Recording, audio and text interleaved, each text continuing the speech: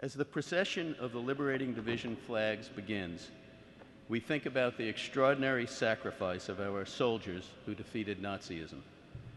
It is worth recalling that even while they were embroiled in combat, well before the magnitude of the extermination of the Jews was fully revealed, discussions began among the Allies about post-war justice.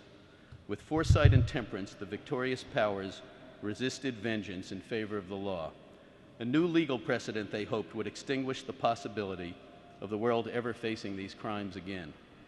The International Military Tribunal at Nuremberg codified a new law to protect civilians, crimes against humanity, and it prosecuted Nazi war criminals for atrocities they committed not only against their own citizens, but those of other nations.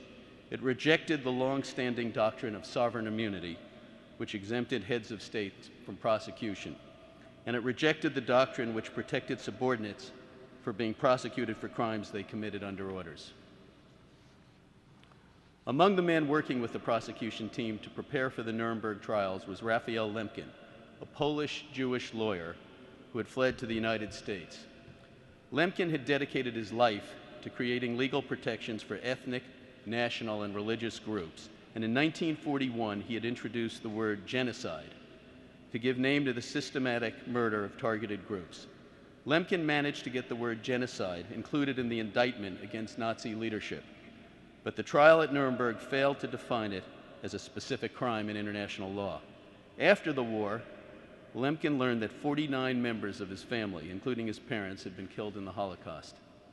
Horrified and driven, he worked tirelessly to have the newly formed United Nations adopt the Convention on the Prevention and Punishment of the Crime of Genocide. Relying on the standards set by Nuremberg, the Convention created a framework in which nations could hold one another responsible for crimes against civilian groups. But the decades that followed were marked by tragic disregard for mass atrocities. It was not until the 1990s that, having failed to stop devastating violence in the former Yugoslavia and Rwanda, the international community held the first international tribunals since Nuremberg. Later, the International Criminal Court was established as the first permanent judicial body to try individuals for the crime of genocide. And in 2005, the UN adopted the doctrine of responsibility to protect, which affirmed the fundamental idea of Nuremberg. Guided by Nuremberg, our efforts to prosecute perpetrators of these enormous crimes have certainly progressed. But the most meaningful legacy of Nuremberg will come when our actions today invalidate the need for trials tomorrow, and our ability to prevent genocide becomes real. So as the U.S. Army flags enter the Rotunda, we recall not only our brave soldiers and their legacy of freedom, but also the 462 post-World War II American military trials and their legacy of justice, a legacy we need to fully honor. Thank you. Ladies and gentlemen, please rise for the presentation of the flags of the United States Army Liberating Units, followed by the national colors.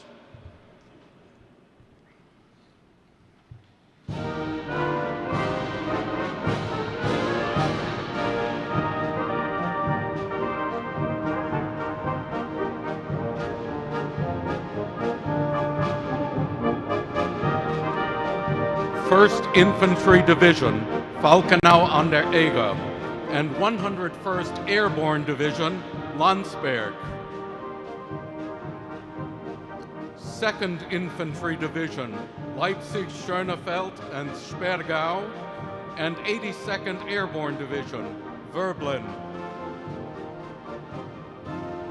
4th Infantry Division, Dachau Subcamps, and 20th Armored Division, Dachau.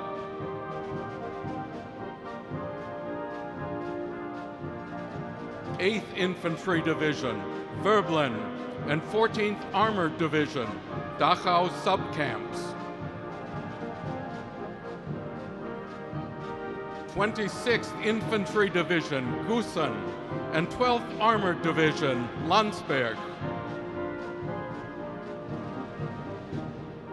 29th Infantry Division, Dinslaken, and 11th Armored Division, Gusen and Mauthausen. 36th Infantry Division, Kaufering Camps, and 10th Armored Division, Landsberg. 42nd Infantry Division, Dachau, and 9th Armored Division, Falkenau an der Eger. 45th Infantry Division, Dachau, and 8th Armored Division, Halberstadt-Zwieberge. 63rd Infantry Division, Kaufering Camps, and 6th Armored Division, Buchenwald. 65th Infantry Division, Flossenburg Subcamp, and 4th Armored Division, Ohrdruf. 69th Infantry Division, Leipzig-Thekla, and 3rd Armored Division, Dora-Mittelbau. 71st Infantry Division, Gunskirchen, and 104th Infantry Division, Dora-Mittelbau.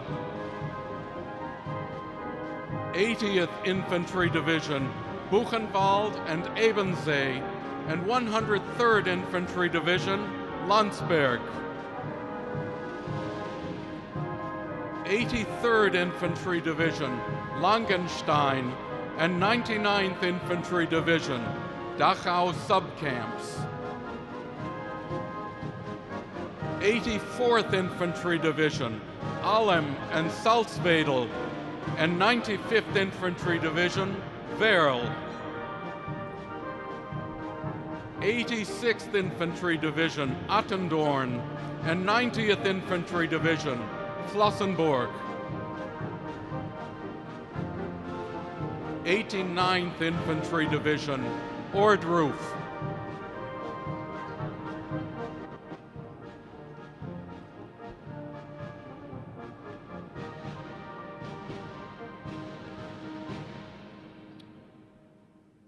Ladies and gentlemen, please remain standing for the presentation of the national colors.